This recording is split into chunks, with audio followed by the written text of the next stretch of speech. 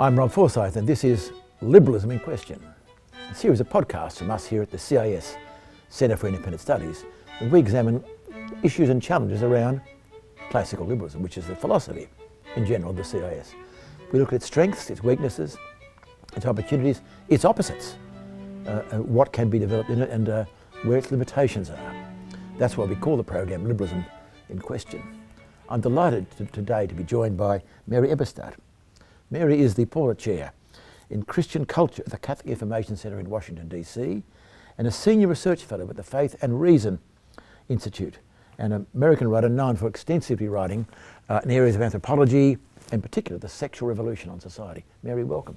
Thank you, Robert. Mary, classical liberalism has a great emphasis, as you know, upon the individual. But as I understand it, you want to say that there's something as important as the individual, which is the family, and particularly fathers, mothers and children. Yes, when we talk about the family, it's not some gooey, sentimental construct. The question is, where do individuals come from? Where do the individuals come from who are needed for a liberal society to thrive? And they come from that smallest community of the family. And so this is not some abstraction. And I think part of the problems that we're seeing in our society, Robert, are that for a long time, it was thought that there was a neutral contest between, say, religiosity and its absence. It was thought that these things were just equal on the scale.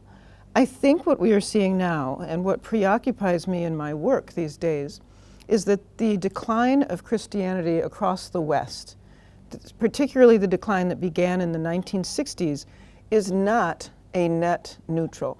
Because what it has done is to take away what had been an imperfectly practiced but very important set of rules. And these rules range from everything from the 10 Commandments with its strictures against stealing and murder and other things that are important for a civilized society, to rules about how we are supposed to live, in families or otherwise in relations that have some kind of sanctity to them.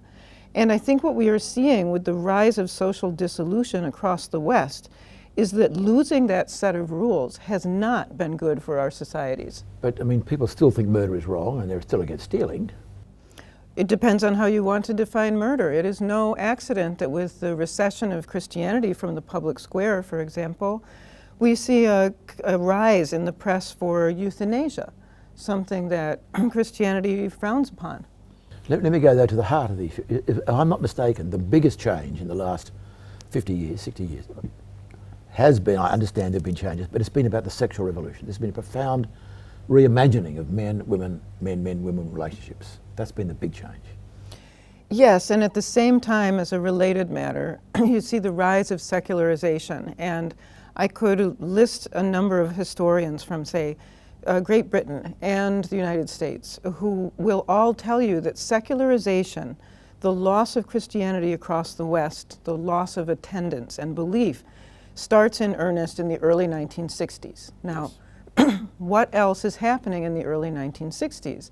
Well, I think the main thing that's happening is the technological shock of the birth control pill, which suddenly makes humanity like one big party that nobody wants to stop, because with it comes the promise of sexual freedom and the promise of a party that never ends. And suddenly we can abandon all those old rules that we don't like and do this instead. So you say the separation, almost complete separation of sexual relationships and creating children, that's what the pill does. There was contraception before that, but nothing on the scale. You think that's had a much more profound impact than people give credit for in our society? Yes, I think it amounts to a second industrial revolution. And like the first industrial revolution, its effects now cry out for reform, because what happened with the widespread adoption of the pill and company? What happened was the destigmatization of non-marital sex, basically, in all of its forms. And this is not true for everyone. It's not true for believing Christians and other people of faith. But it is widely true across the West that there is a sea change in the perception of what is right and what is wrong. Of course. I mean, yeah, this is two trivial examples. I'm a Seinfeld fan. That may count against me with your mind, but in that it's just taken for granted that sex is a recreation on Seinfeld. In our own country, or whatever you think of the man, and I'm not making any comments for or against, but our Prime Minister has put off his marriage to the woman he's living with until after the next election, and this is taken as perfectly normal behaviour. In other words, it has been normalised in our society profoundly, the notion of the removal of sex and commitment of marriage and commitment for children. I think that's true. It is true, and without pointing fingers at all, the question is, what has this done to the stability of the homes that people are coming from, and particularly children? What has it done to the children then? For at least 20 years in my work, I have been cataloging the ills of American children and adolescents. What's going on with them? There has been a rise in psychiatric problems, all of this well before the pandemic. There's been a rise in anxiety, depression, substance abuse, educational failure, and all of these things we know from a lot of social science are linked to the fatherless home. And to say that, again, is not to point fingers at any individual. When all of these trends got started, nobody knew how they were going to come out and what would be the effect on people. But clearly, not having fathers in homes, especially for boys, is a step backwards. It makes these boys operate at a psychological deficit. Can you put a figure on that, how it's gone from, you say, increase in fatherless homes, what kind of, I may put it the other way, decrease in fathered homes, put it that way. What do you have an idea of the figures that's gone on in the time that you've been looking at it, from what to what? Yes. In the early 1960s, Senator Daniel Patrick Moynihan, of whom you may have heard, published a report on the African American home in which he worried over 25% of kids growing up without their biological fathers in the home. And now we are at a place where I believe just under 50% of all American kids will live without a biological father in the home at some point. Now, why does that matter? Not because it allows us to chastise people. It matters because of social learning. It matters because human beings aren't born knowing how to be human beings. And this gets back to my opening point about individuals. Individuals come from a place. And so if they do not have models, say, of a father or a mother, or from extended family or from siblings, then they don't know what to make of themselves. They lack the social capital that earlier generations had. And so even though we are materially better off than most of the people who came before us, we have a deficit of social learning because more and more people are growing up without that circle of people to love them. When you say learning, it's not just learning things, it's having the sense of one's character, stability in the world, isn't it? It's not just a sense of, how to put this, I'm no sociologist, but a sense of being grounded in a safe place in the world because I have a father and a mother or family that cares and loves me. Yes, and I think the extended family and the nuclear family are both very important to this as well. So for instance, Robert, we also often get the question, well, how did it happen that suddenly so many people seem confused about what is a man, what is a woman? On the theory I'm trying to describe here, there is no, there's nothing unusual about this confusion. We are experiencing a massive identity confusion among many people, especially younger people, who did not grow up learning what a boy is and what a girl is and what a dad is and what a mom is. Now, why is that important? Surely, I say, not my own belief, but it could be said, surely we should overcome stereotypes, gender stereotypes. And this is surely an oppressive thing you're talking about. And if we weren't social animals, maybe we could. Which is why I point to evidence from the animal kingdom, for example. So baby monkeys are not born knowing how to be monkeys, and a series of terrible experiments on rhesus monkeys in the 1950s proved this. I didn't know that. Deprived of their mothers and deprived of other monkeys, they became dysfunctional. The separated monkeys couldn't function as monkeys. And other experiments have repeated this point. We know that among mammals, everyone from dolphins to elephants and the rest learn by watching their parents and their siblings. most animals live in families. They don't live as social isolates. And so what I'm suggesting is that we restore our sense of perspective on the world by understanding that we are like them and that our individuals don't come from nowhere. I think this I rather ironic that certain forms of extreme individualism relies upon the belief that human beings appeared out of nowhere, strangely echoing ancient views, the fight over evolution and so forth. Human beings, we are often regarded not part of nature. That's the way we can get away with not having male and female. It's a strange kind of what's the word? Human beings are considered outside of their bodies. I'm putting this rather badly, but there seems to be a strange denial of our history. I would call it the ultimate form of speciesism. It's where we really feel superior to the rest of the animal kingdom when we can no longer see ourselves reflected in it. That's very interesting. You mentioned fathers and you mentioned biological fathers. Now tell me why fathers are so important and why are biological fathers so important in your view? Well, if you look at the social science, and again, this is not pertaining to every individual, but as groups, children and teenagers without fathers in the home who are biological fathers face enhanced risks. There's one study from Britain suggesting that having a male present in the home who is not the biological father raises the risk of sexual abuse, for example, by 33 times for girls. And that is not an isolated example, and common sense suggests this as well. So the father in the home serves a protective function as well as a kind of modeling function for children of both sexes. And again, not having that, looking at the social science, and not for everybody everywhere, but not having it raises the risks in groups for flunking out of school, taking drugs, early promiscuity, and there's something about others. the father not believing he is biologically connected with the children that makes him more distant, more likely to abuse. We're constantly troubling here. You keep saying it, I'll say it one more time. This whole area is bedeviled by the fact of, if you make a comment about a general case, individuals may think you're criticising them individually. And this is, in fact, that has dampened discussion.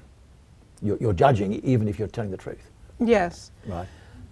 So I've got to talk about this freely without jumping on people who happen to be bravely raising their children because the man's left them behind or they're a widow or so forth. So we've got to find a way to talk about this which is not picking on individuals. Absolutely. And single mothers are doing heroic work. I know, I was raised by one for some years, and so there is no trashing single mothers on this program. But we do have to find a way of talking about the risks that kids have assumed without anyone intending them because of the way we've been living since after the 1960s. Am I right in this? I ask often, what is the social role of marriage? I have a theological answer, but that's not for today. This came up in my own mind thinking about the same-sex marriage debate we had in Australia. One of the social roles seems to me is it's a way of making men stay as fathers. Because by the strange biology of sex, you can father a child in a night and never see the woman or child again ever. But a woman can't mother a child, can't bear a child without full involvement. And so how can that man be made to stay protecting, caring and engagement with that woman? That's crucial, right, for a family. And this is what you believe, that the widespread use of contraception and so forth and the cultural change came with it have made that less solid. Again, no one intended any of this negative fallout, but that doesn't mean that we get to look away from it. I have to think that part of the solution, or at least the amelioration of what's happening now, is going to be spiritual, which is your bailiwick, not mine. I'm not the theologian here. Although CS is technically neutral on these matters, I might say. It will involve a restoration of the idea that there is something uniquely honorable about motherhood and fatherhood. And I think any liberal society would want to see that happen. It doesn't have to happen among believers only. We're talking about a change of heart that would register in society. So you're saying, it's very important to hear this, you're saying that for a liberal society to properly flourish, we need to have the concern that there is something deeply honourable about being a father and a mother. Yes, I am. And that is not calling for a theocracy, and it's not making a point about integralism. I'm not an integralist, but I do think a restoration of that fundamental truth. I'm going to ask this question, yes, because in a sense, liberalism arose as a reaction in the West to a view that the government, to use a term, normally it's the king or the monarch in some way, had the spiritual responsibility for his people, and therefore the society was led from the top with answers about life's big questions, which religion was true, how you behave, and often ultimately had to lead to some sort of persecution of those who didn't believe it. This was true in England. I'm an Anglican, so we were tough on others in other countries. That broke down in the honour of a society which was pluralist, in which a liberal society does not make answers, is there a God, what is the good life, but let's work out how to get together under rule of law, individual and so forth. And so it's been a reaction against a top-down spiritual leadership, which has led to our present state. Now, some I know in America and elsewhere, both from Protestant and Catholic, have said, this is not right, we need to go back in some way to integrate our society. The government should be picking winners spiritually. I think that's got all kinds of problems. It will have to ultimately lead to persecution because you can't, it's going to lead to a terrorist. And you're saying, I believe you're a practicing Catholic, you're against that as well. Well, I think the chances of Catholic integralism in the United States especially are vanishingly small, given that Catholics are a tiny proportion of the population. But my point is not that you can't get there, but should you try and get there? No, I don't think we should try and get there. And I'd like to point out something positive here, which is there is a new kind of religious pluralism arriving, because believing Anglicans and Catholics and Baptists and others and Muslims and closer, Buddhists? Perhaps, are closer together now than I believe they've ever been in the West. Question. No question. And so there is a kind of fellowship out of which something beautiful might come. It doesn't have to affect the laws of any state. We're not talking about a legal solution. I think it's come about, this is one of the values of liberalism in my view, when we no longer had power over each other, when the crown and altar was broken, then I think, and this was a viewpoint of some of the founding fathers of your own republic, that in fact it's good for religion not to be established. A pluralist society turns out to be better when you have to choose rather than just have it imposed upon you. So there are actually arguments that a liberal society, properly understood, is a society in which not all will believe the same thing, but it gives freedom to believe in practice. Yes, again, no one's calling for establishmentarianism here. Not here. But it does feel as if non-believers as well as believers have to take a step in this argument and understand that the kind of social dissolution we are seeing is bad for liberal societies. Can I put it on its head though? You say we need to honour parenthood and fathers and mothers. Is there not a kind of secular integralism, in a way, in which certain discourse is not allowed? To say, as you've just said, and under evidence, that children without fathers suffer, in many cases regarded as inadmissible things to say. So we're not quite as free as we'd like it to be. And is that fair? That is fair, fair, yes, and that's what has to be broken through, I think. And I think it will be, Robert, because an analogy I like to deploy here is about tobacco smoking. And now don't turn off the broadcast because I said something about smokers. I'm not saying it to stigmatize smokers. I'm saying that 60 years ago there was a consensus about this stuff, which was Indeed. that it was fine. Even doctors recommended, I believe. Doctors did. I can remember as a girl seeing people smoke in hospital rooms. As long as there wasn't oxygen present. There's been a massive social turnaround of opinion in this. Now, how did it happen? It happened because annoying people kept pressing the case that at least some people would be harmed by this stuff. And over enough decades in time with enough studies, they got their way. And nobody today talks about anti-tobaccoism being some creation of a fringe Christian group, although fringe Christian groups did stigmatize it in different places.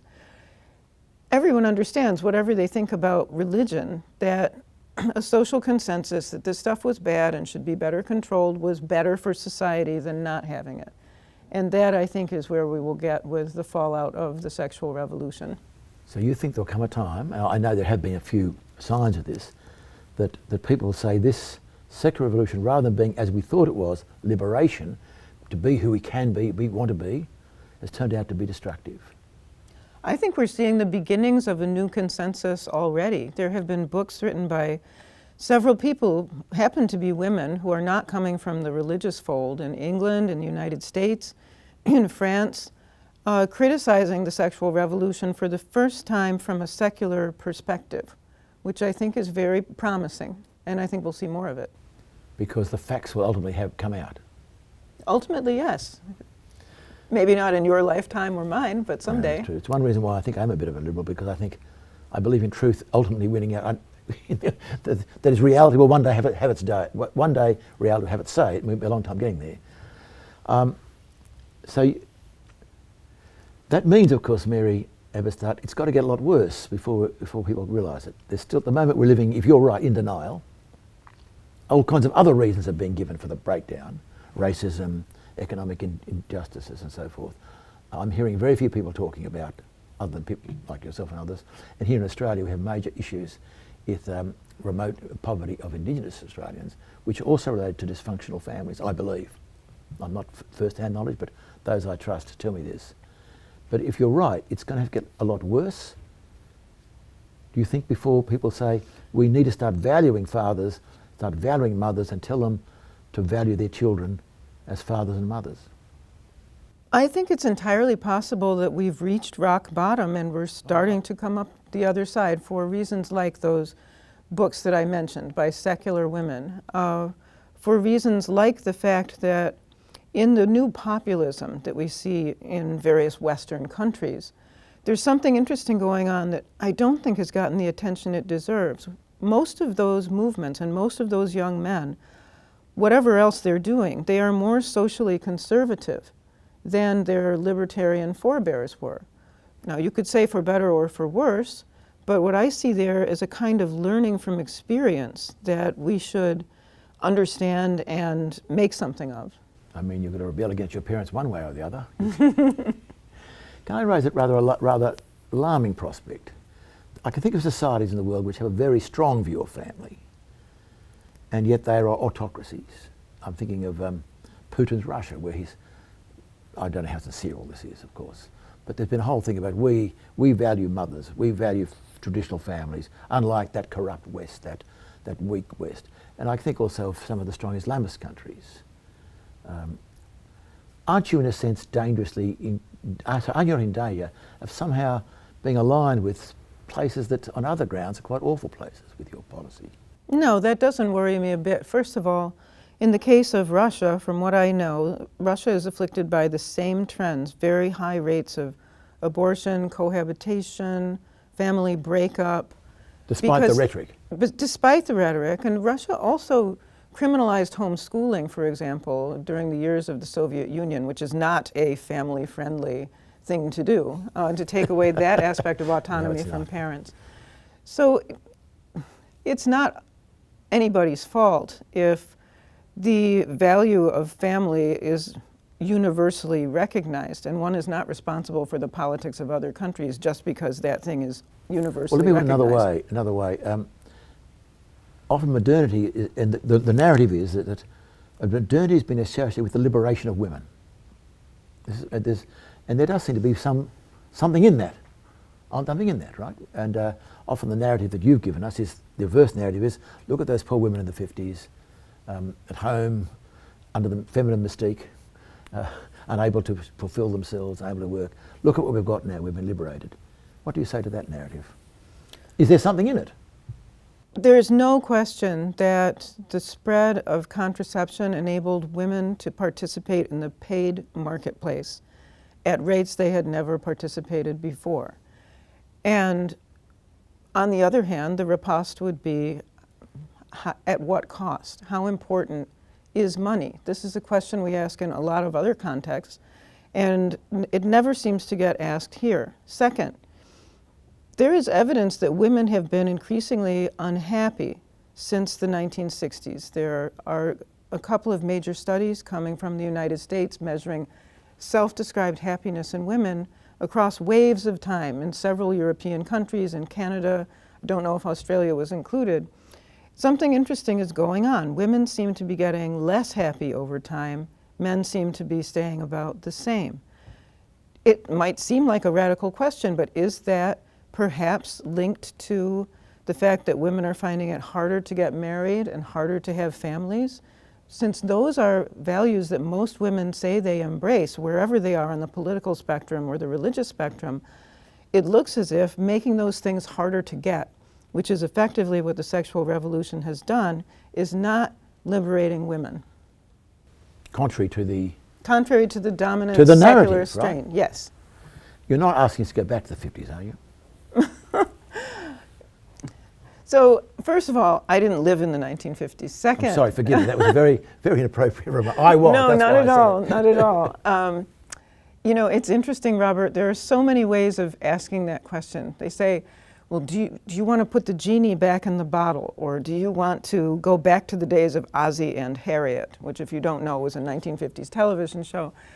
And we have so many cliches for this idea that it sounds like protesting too much. And also they are cliches, they're not arguments. What I am saying is there's a lot of evidence out there about what life has become after the sexual revolution.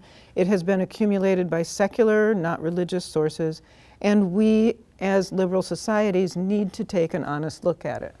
And that the dissolution of the family is ultimately going to be a challenge to the survival of a genuine liberal society. Of liberalism itself, yes. Wow. Mary Eberstadt, thank you very much. On that somewhat sober note, I want to thank you so much for coming and joining Liberalism Question and being so forthright. I don't know what you've thought about that. You may find it very challenging. It does seem to me it ought to be challenging because it raises some important questions about the future of liberalism. I'm Rob Forsyth. Thank you for watching.